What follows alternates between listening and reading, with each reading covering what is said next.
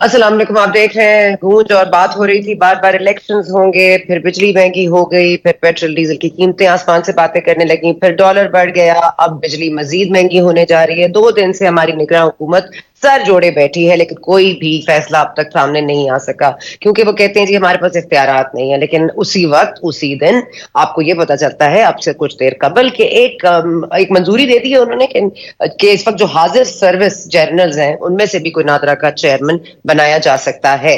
अब इस पे पहले ही शॉर्ट लिस्ट हो गए हैं, कुछ नाम हमें पता है, हमारे सोर्सेज बताते हैं, तो शायद इसको अमली जामा पहनाने के लिए मंजूरी ले ली गई। याद रहे कि वही निगरान हुकूमत है जिसके पास तो कोई इख्तियार नहीं है, महंगाई ये कम नहीं कर सकती, बिजली के नर्क ये नहीं कम कर सकती, IMF से इजाजत लिए बगैर कोई काम नहीं हो सकता। लेकिन इस मुल्क में आपको कॉन्स्टिट्यूशन के साथ तो कोई मुआहदा है ही नहीं, इस मुल्क में आइन की तो कोई बात है ही नहीं, इसलिए अगर आपने इस तरह की मंजूरियां देनी है तो फिर ठीक है, इसी तरह से चलेगा मुल्क, और फिर आप मांग लीजिए इलेक्शंस, आप मांग लीजिए तमाम तर चीजें। इख्तियारात का बेजा इस्तेमाल, बेदरेग इस्तेमाल, और या तो बिल्कुल ना इस्तेमाल करते हमारे इख्तियारात। यहाँ पर हमारे हुक्मरानों का कोई हाल नहीं है। लेकिन साथ साथ हम कैसी सोसाइटी में रहते हैं। आज हम देखें ना, कराची के मेन शाहराह पे आज एक शेर चलता हुआ आ गया जी, और गया, प्लीज ये शेर नून लीग वाला शेर नहीं है, ये एक्चुअल में एक शेर था। किसी ने पाला हुआ था, बीमार था, वो जा रहा था। आप ये सोचिए कि एक शेर एक जानवर है, चाहे उसकी उम्र जितनी भी हो, उसका एक साइज होता है, उसका एक खौफ होता है, उसके बाद वो लोगों को देखता है तो वो रिएक्ट करता है। हमारे मुल्क में ये उसको ड्राइवर को पता ही नहीं चला कि उसकी गाड़ी में से शेर निकल के बाहर चला गया है। मतलब आप ऐसे ऐसे ऐसे काम होते हैं। पुलिस ये करेगी या और काम करेगी? आप अगर कानून की आप पास नहीं रखेंगे तो क्या क्या चीज पुलिस करेगी, और किस किस चीज का इल्जाम हम हुकूमत पर धरेंगे? हम बिजली चोरी करते हैं लेकिन कहते हैं बिजली महंगी क्यों हो रही है। हम डीजल पेट्रोल के ऊपर कोई ना कोई 2 नंबरी करते हैं, यहाँ पे जकीरा अंदोजी होती है, लेकिन हम अपना अपना अपना जो एरियाज हैं उसमें अपने आप को नहीं रिप्रेजेंट कर पाते, और ना ही अपनी जिम्मेदारी को समझ पाते हैं। इसलिए हमें भी सोचने की जरूरत है, इंट्रोस्पेक्शन की जरूरत है कि हम किस तरह के अवाम हैं।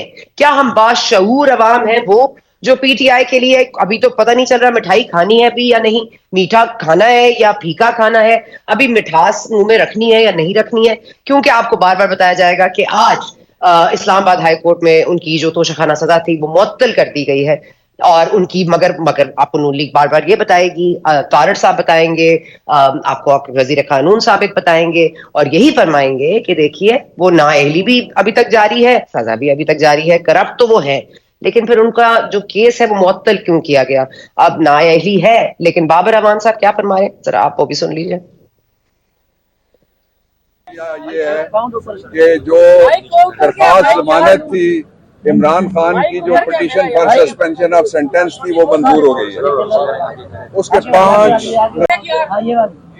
पहला नतीजा उसका ये निकला है, जो इमरान खान की सेंटेंस की सस्पेंशन का पहला नतीजा ये निकला है कि इमरान खान पाकिस्तान तहरीक इंसाफ के चेयरमैन की हैसियत से अब बहाल हो गए। जो सजा का ऑर्डर था, सजा का ऑर्डर वो सस्पेंड हो गया।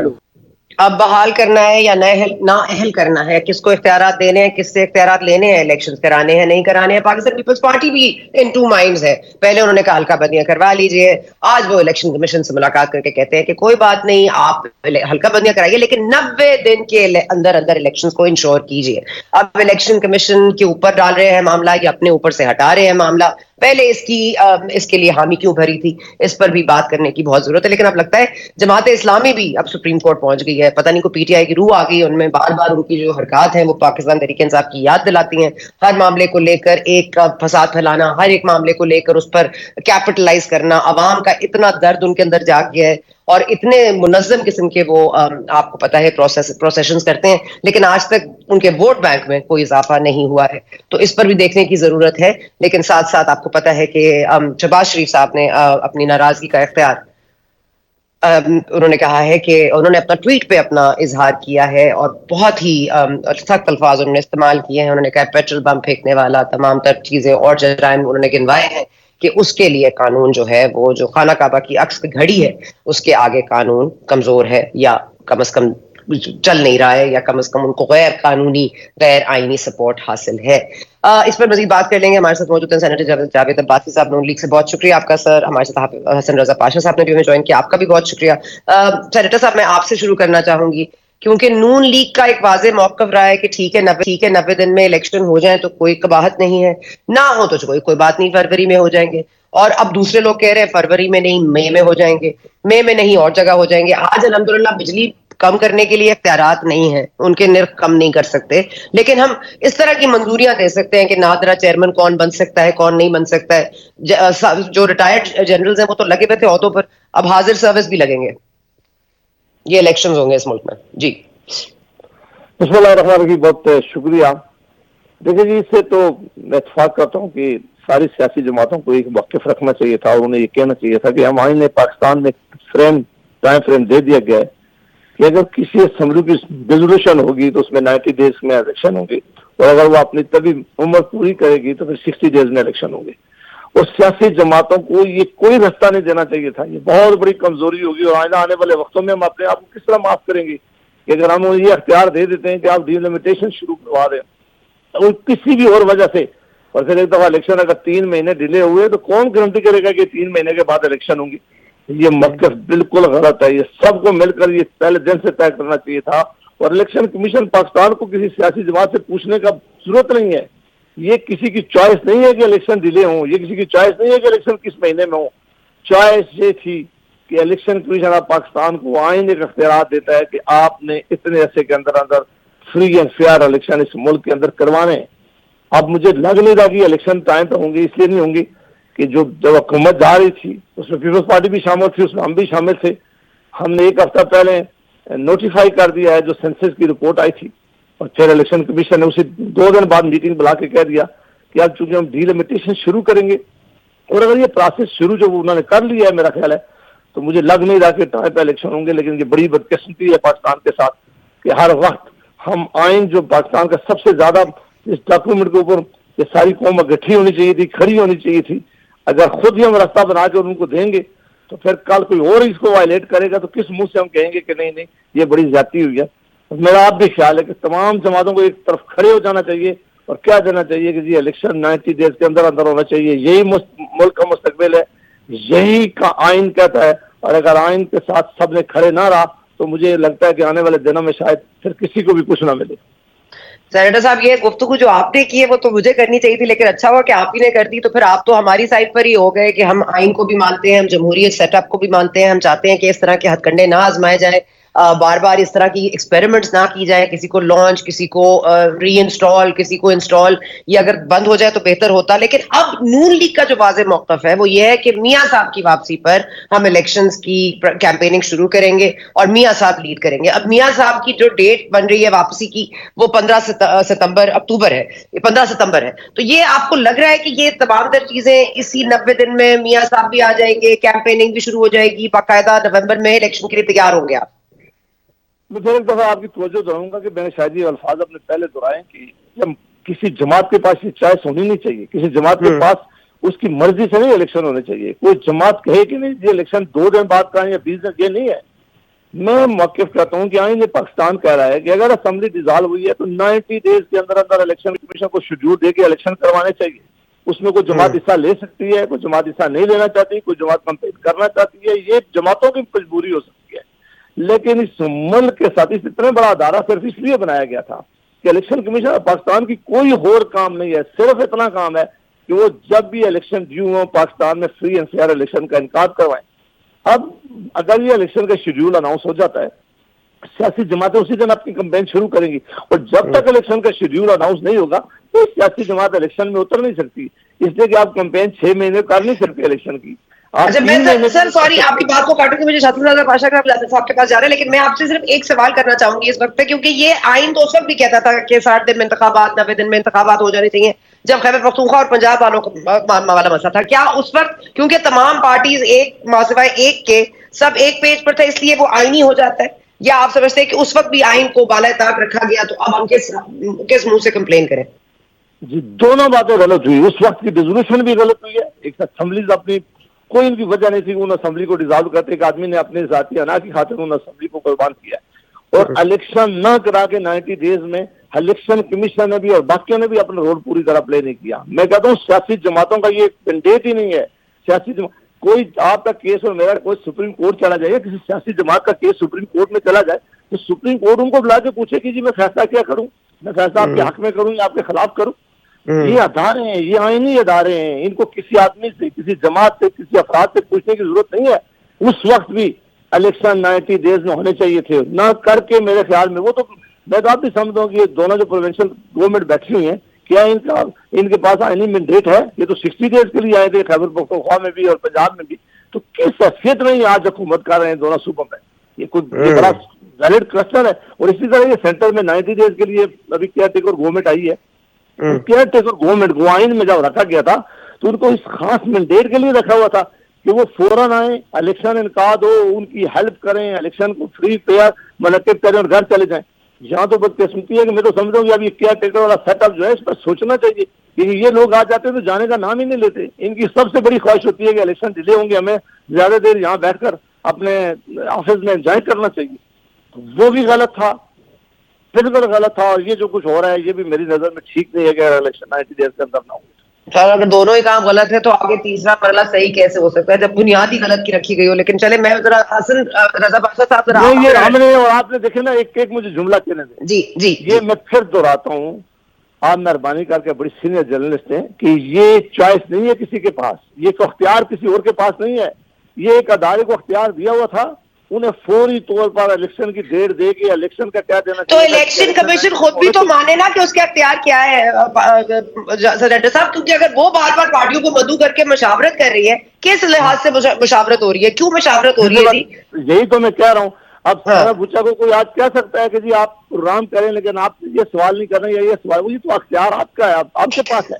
मेरा अख्तियार है कि आपके सवाल सुनूं, मैं अपनी मर्जी का जवाब दूं। ये आइन ने उनको अख्तियार दिया हुआ है, या आइन पाकिस्तान ने उनको ये पावर दी हुई है कि आपने जब भी कोई असेंबली या डिजॉल्व हो जाएगी, अपनी मुद्दत पूरी करेगी, या 60 या 90 डेज में आपने इलेक्शन करवाने, इससे आगे पीछे जाने के लिए कोई गुंजाइश नहीं है। ठीक है ठीक है ठीक है, मैं पाशा साहब को इन्वॉल्व कर दूं। पाशा साहब, एक तो ये इमरान खान साहब का फैसले पे आ रहा था, लेकिन अब बात क्योंकि कहीं और से निकल गई है, तो पहले मैं इस पे थोड़ी सी क्लैरिटी चाहूंगी, क्योंकि इलेक्शन कमीशन का इख्तियार है, इख्तियार किसी सियासी जमात का नहीं होना चाहिए, उनकी कोई इसमें से नहीं होनी चाहिए। वो इलेक्शन अनाउंस हो 90 डेज में, जो आइन कहता है वो कर ले, लेकिन as pleasant as it sounds, it doesn't happen that way. पहले पंजाब और खैबर पख्तूनख्वा में भी ये मामला नहीं हुआ, अभी भी ये मामला नहीं हुआ। हम पिछले 6 महीने से पिट रहे हैं कि ये ना करें, ये ना करें, ये ना करें। हम उससे पहले 17 महीने पहले भी पिट रहे थे, अदब एतमाद ना लाएं, ना लाएं, ना लाएं। अब मामला यहां तक आ गया है कि अपने अपने मफाद में सब ने इतनी कुर्बानियां दे दी हैं कि मेरा ख्याल अब हम भी कुर्बान ही होने वाले हैं। जी, इलेक्शन कमीशन ऑफ पाकिस्तान ने ये एक्सरसाइज शुरू कर दी है कि तमाम पॉलिटिकल पार्टीज़ को, उनके डेलीगेशंस को बाकायदा दावत दे के मिल रहे हैं और उनसे इनपुट ले रहे हैं कि इलेक्शंस के हवाले से क्या करना चाहिए। देखें, और अभी तक इन कैमरा प्रोसीडिंग्स हैं, किसी पार्टी का अभी तक नहीं पता चला कि किसने क्या राय दी है। यकीनन इलेक्शन के मुतल्लिक़ ही बात हुई होगी, कोई और किसी मंडी के बहुतों की तो बात नहीं होगी। लेकिन एक चीज़ बड़ी अहम है कि जब साबका हुकूमत थी, यानी PDM की हुकूमत थी, तो उस वक्त बड़े तमाम पार्टीज़ जो हैं वो उस वक्त ये कह रही थी कि इलेक्शन डिले से होंगे और पहले सेंसस होगा, पहले वो सारा उसको मरदमशुमारी के मुताबिक डिलिमिटेशन होगी, उसके बाद होगा और ये लंबा होगा ज़रा सा काम। फिर आपने देखा कि पहली आवाज़ जो आई वो पाकिस्तान पीपल्स पार्टी की अंदर से आवाज़ आई, जिन्होंने कहा कि नहीं जी, इलेक्शन तो 90 दिन में होना चाहिए। और फिर उनकी आवाज़ में तेज़ी भी आई, सख्ती भी आई और लाउडनेस भी आई। उसके बाद जमीयत उलमाए इस्लाम को हमने देखा, उनकी भी आवाज़ बड़ी बुलंद आई और उन्होंने भी यही मुतालबा दोहरा दिया कि 90 दिन के अंदर होना चाहिए। और फिर अभी जो जनाब सेनेटर साहब मुस्लिम लीग नून के हैं, इनके ये भी फरमा रहे हैं, और इनके अलावा बाकी ज़ोमा भी मुस्लिम लीग नून के हैं जो कि ये मुतालबा कर रहे हैं कि इलेक्शन 90 दिन के होने चाहिए। आज हमारा पाकिस्तान बार कौंसिल का जनरल बॉडी का इजलास था, उसमें भी यूनानिमसली हमने ये रेजोल्यूशन पास की कि इलेक्शन 90 दिन के अंदर होने चाहिए। अब मसला कहाँ टिका हुआ है? मसला ये है कि क्या इलेक्शन कमीशन ऑफ पाकिस्तान उसको वो डिलिमिटेशन पहले करके, जो कि 120 दिन का वो ऐलान कर चुका है, उसके मुताबिक करेगा, या फिर अभी जो ओपनली जो तमाम पॉलिटिकल पार्टीज मीडिया पे भी और बार बार शोर करके कह रहे हैं कि 90 डेज में होने चाहिए, उनकी बात मानेगा, या फिर उन पार्टियों ने इन कैमरा जो उनके साथ मुज़ाकरात हुए उसमें क्या राय दी है, उसमें क्या कोई इत्तफाक है, एक जैसी बातें हैं या उनमें तजाद है? ये चीज़ें बाहर आ जाएंगी क्योंकि ऐसी चीज़ें छुपी हुई नहीं रहती। बहरहाल इलेक्शन को 90 दिन में होना चाहिए। अगर आज हम ये प्रेसिडेंट सेट करते हैं तो कल हर दफ़ा यही होगा कि हर 5 साल के बाद जो केयर टेकर सेटअप होगा वो 6 महीने से 10 महीने तक रहेगा और फिर इलेक्शन होंगे। तो इस तरह तो ये एक अजीब सी रवायात बन जाएगी। इन रवायात को हमने ख़त्म करना है और हम ये चाहते हैं कि अगर डिलिमिटेशन करनी है तो आप जहाँ पे आपने 120 दिन में करनी है वहाँ पे आपके पास इतनी अफरादी कुव्वत है, आपका पूरा सेटअप है, एस्टेब्लिशमेंट है, आप बंदे ज़्यादा बिठा दें और इसको 20 या 25 दिनों में करवा के 90 दिन वाली जो रुकावट है उसके अंदर रहते हैं। अगली हुकूमत के लिए मंजूरी ले लेते हैं ना निगरां सेटअप से। निगरां सेटअप अगला डिसाइड कर ले अगली हुकूमत किसको देनी, क्योंकि आजकल इख्तियारात उनके पास बहुत है। एक मिनट सर, मैं शोएब शाहीन साहब ने भी ज्वाइन कर लिया। अगर आप फैसले पर आ जाए तो मैं जरा उस पर फिर शोएब शाहीन साहब का रिएक्शन लेना चाहूंगी। जी पाशा साहब, आज का फैसला आप कैसे देख रहे हैं इस्लामाबाद हाईकोर्ट का? जी, फैसला आज का बिल्कुल रूटीन के मुताबिक है, कोई एक्स्ट्रा ऑर्डिनरी रिलीफ नहीं है। 3 साल सजा थी और इसको मैं समझता हूं कि शॉर्ट सेंटेंस कंसिडर किया जाता है। इसको अगली पहली तारीख पे नहीं तो दूसरी तारीख पे इसकी बेल हो जानी चाहिए थी। लेकिन बात यह है कि कुछ मामलात हाई प्रोफाइल केस होने की वजह से कोर्ट्स भी थोड़ा सा कॉन्शियस थी और फिर सुप्रीम कोर्ट की कुछ ऑब्जर्वेशंस ऐसी आ गई जिसकी वजह से हम ये समझते हैं कि इस्लामाबाद हाई कोर्ट ने अपना ये जाहिर किया कि हमारे ऊपर कोई प्रेशर नहीं है और हमने सुप्रीम कोर्ट की उन ऑब्जर्वेशंस को इतना इस तरह सीरियस नहीं लिया। तो फिर और कुछ एक और चीज़, पीटीआई के वकला ने भी काफ़ी लंबी बहस की है। मैं समझता हूँ कि उनको भी मुख्तसर बहस रखते हुए सिर्फ जो जजमेंट के अंदर जो लकूनास थे उनको सिर्फ वो उनकी वजाहत करते और जो कंट्राडिक्शन थे उनकी वजाहत करते तो ये मेरा ख्याल है जल्दी खत्म हो सकता था। पाशा साहब, क्या वो नाअहल है या नहीं है? क्योंकि बाबर अवान साहब कह रहे हैं उनको अब ये 5 चीजें उनको एडवांटेज मिल गया है, ना वो नाअहल है, ना वो नॉन सादिक है, ना वो नॉन अमीन है, वो हर चीज उनकी इंटैक्ट है। और आप समझते हैं कि बात दुरुस्त होगी?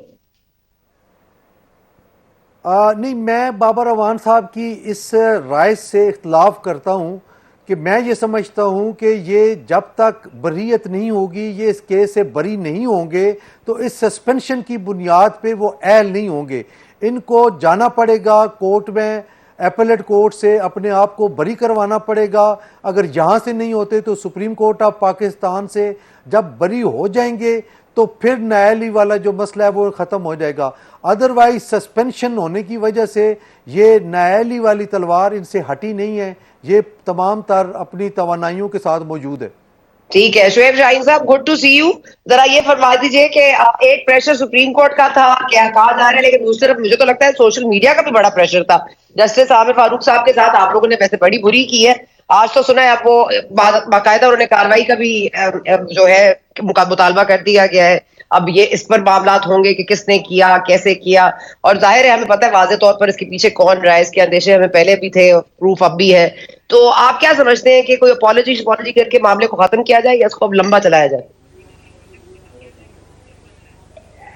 देखिए, पहली बात तो ये है कि ये ऑफिशियल जो है जो मामलात जो आज गवर्नमेंट ऑफ बनाई, उनसे सवाल करता हूँ इस जज की भी तौहीन हो, उसके खिलाफ एक्शन होना चाहिए और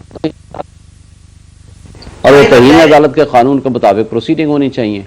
मुझे बता दें, एक मिनट, मुझे बता दें कि आज चीफ जस्टिस ऑफ पाकिस्तान के खिलाफ उमरता बंदयाल, मज़ाहर अकबर नकवी, मुनीब अख्तर और जस्टिस एजाजुल हसन, इनका पिछले 1 साल से न सिर्फ बातें की गई, पार्लियामान में बातें की गई, इनके खिलाफ जलसों में तस्वीरें लगा के बातें की, आपने कंटेनर्स पे खड़े होकर गालियां दी।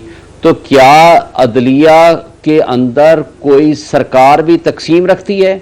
क्या सरकार को ये नहीं पता कि सुप्रीम कोर्ट के जज की या चीफ जस्टिस की उससे ज़्यादा इज्जत होती है जो हाई कोर्ट के चीफ जस्टिस की होती है?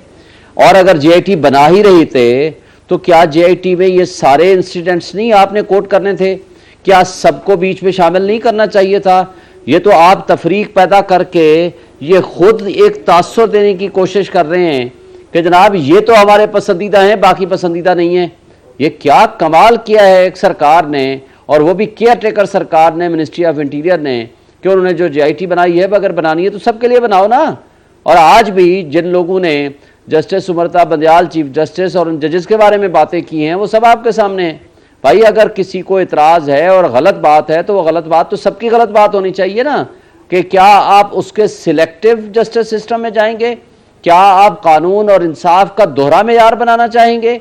हाँ, जजमेंट के ऊपर, ऑर्डर के ऊपर एक पॉजिटिव तनकीद, अगर आपको किसी जज के ऊपर एतराज़ है आप उनको लिख के दें। बेशक आपका पर्सनल बायस का एतराज़ है या जुडिशल बायस का एतराज़ है, आप उनको जजेस को लिख के दें, उसमें किसी किस्म का कोई राय नहीं होती।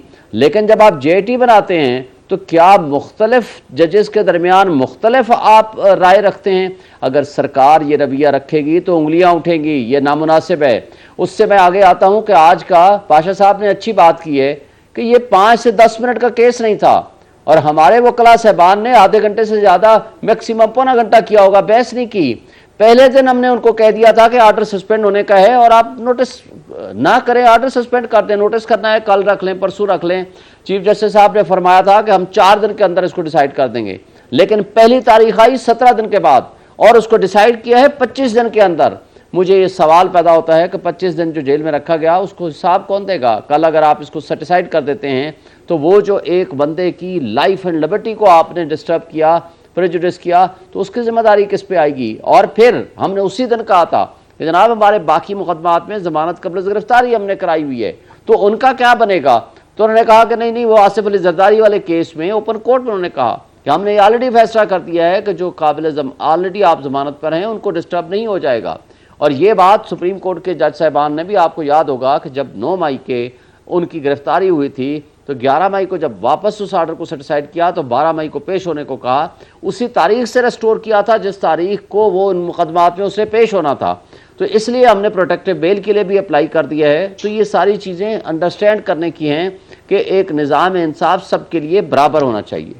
सर मैं वो तो बात नहीं है, बराबर नहीं है, लेकिन आपकी आवाज के बराबर जावेद अब्बासी साहब ने बड़ी आवाज आपके पास बुलंद की है और हम आवाज हो गए। आप दोनों का मौक़िफ़ भी एक नजर आ रहा है। 90 दिन में इलेक्शन, किसी सियासी जमात को ये चॉइस नहीं दी जानी चाहिए कि आपकी क्या आसानी है जी, आपके लिए कब कर लें इलेक्शंस। तो यहाँ पर दूसरी बात आपने जो शोएब शाहीन साहब जो की है, लेकिन मुझे वक्फा लेना है, लेकिन ये बहुत इंपॉर्टेंट बात आपने की है कि अगर तो तमाम जज साहिबान के हवाले से जो गुफ्तगू हुई है नेगेटिव, लेकिन लेट्स नॉट फॉरगेट कि बेसिस क्या बना है।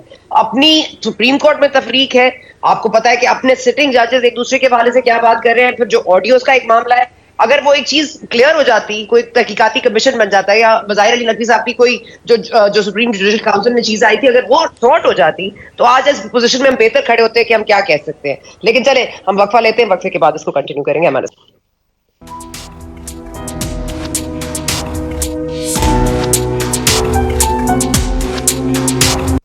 एंड वेलकम बैक टू गूंज। अगर आप ब्रेक से पहले हमारे साथ थे तो बहुत ही अनहोनी गुफ्तगू हुई है इस प्रोग्राम में। सेनेटर जावेद अब्बासी ने एक बड़ा वाज़ेह मौक़िफ़ इख्तियार किया है जो कि इस वक्त नून लीग के वाज़ेह मौक़िफ़ से बिल्कुल मुख्तलिफ है, लेकिन उससे हमारा पूरा जो प्रोग्राम है उसकी एक जो उसकी टोन है वो बिल्कुल ही अलग सेट हो गई है। और जावेद अब्बासी साहब अब हमारे साथ मौजूद नहीं है, लेकिन बिफोर द ब्रेक वो गुफ्तगू बड़ी करके गए।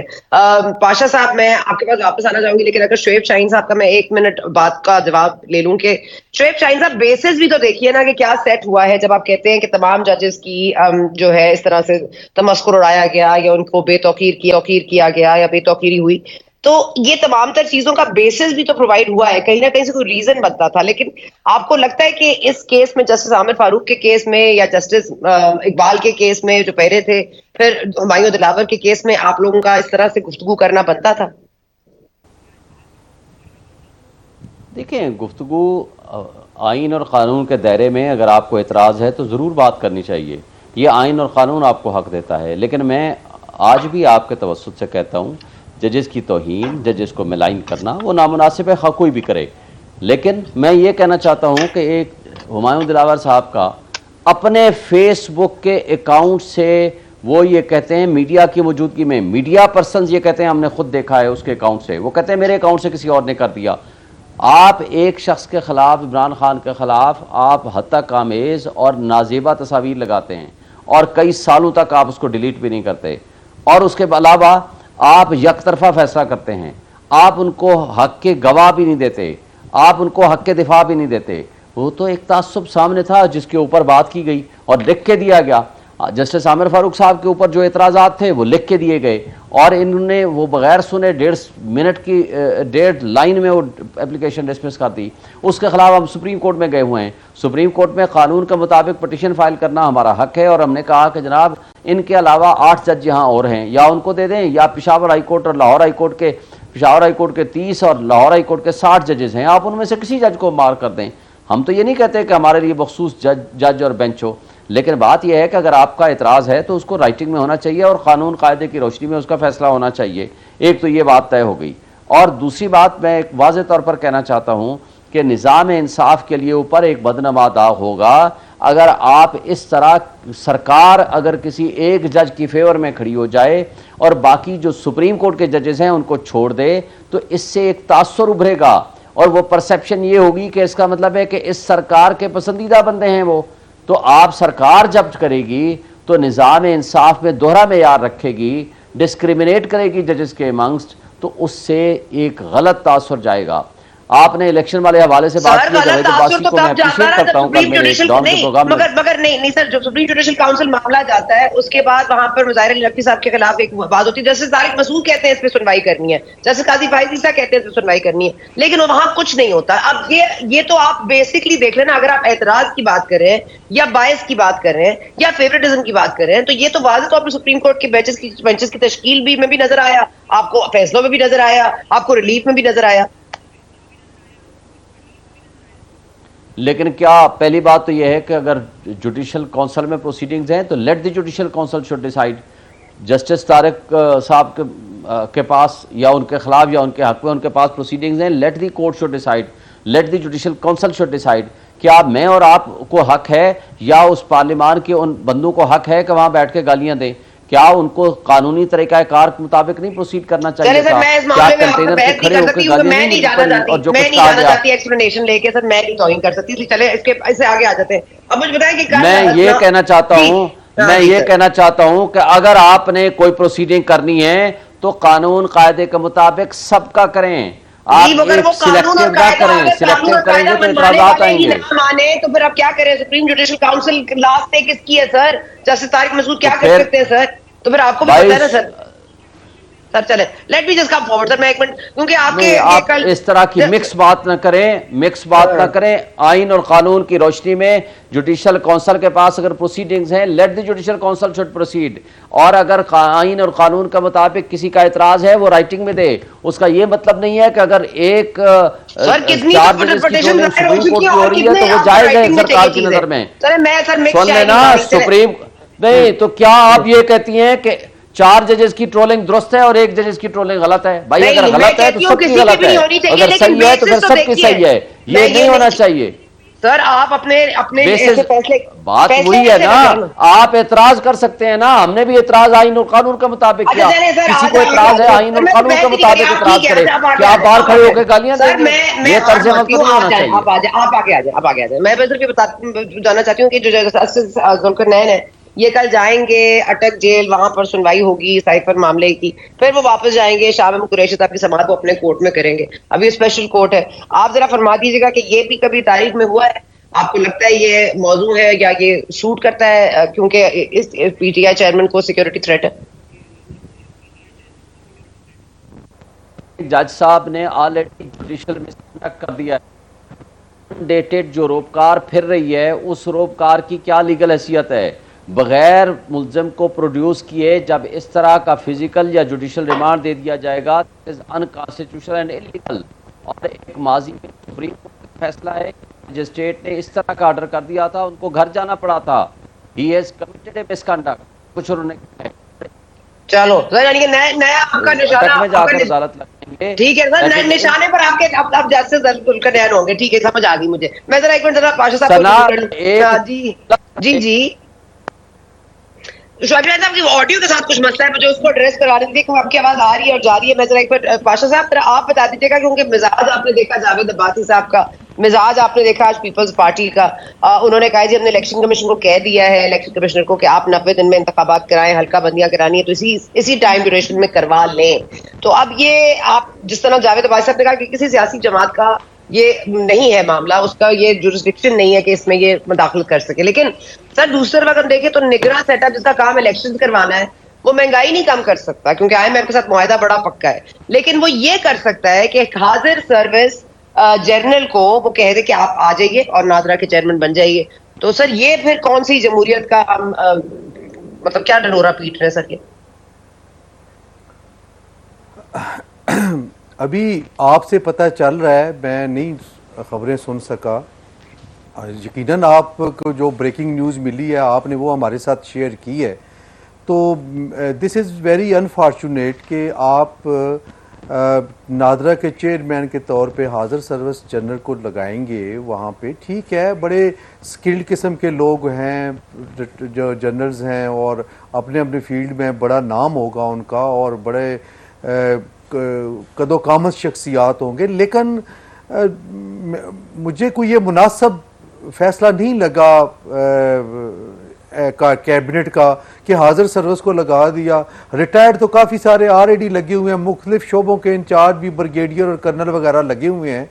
तो नादरा का क्या काम है? नादरा तो देखें ये तो टेक्निकल सा काम है। इससे पहले वो मलक तारक साहब थे, टेक्निकल वो काम करने वाले थे। इन्होंने आउटपुट भी दी। एक पता चला 2 दफ़ा आपने उनको लगाया, बाद में आपने एक ब्यूरोक्रेट को लगा दिया जो सिर्फ ब्यूरोक्रेसी के हवाले से जिनकी रिकग्निशन सी, असद साहब शायद उनका नाम है। तो मैं समझता हूँ कि ये जो इस तरह इदारों में आप हाजिर सर्विस फौजी अफसरान को ला रहे हैं, ये तो आपके अपने जो टैलेंट है उसको आप रोक रहे हैं। अभी मैं अगले दिन एक पोस्ट देख रहा था कि इंडिया चांद पे चला गया है और चांद पे जो गया है तो पूरा उनका जो सारा वो जो पूरा डिपार्टमेंट है जो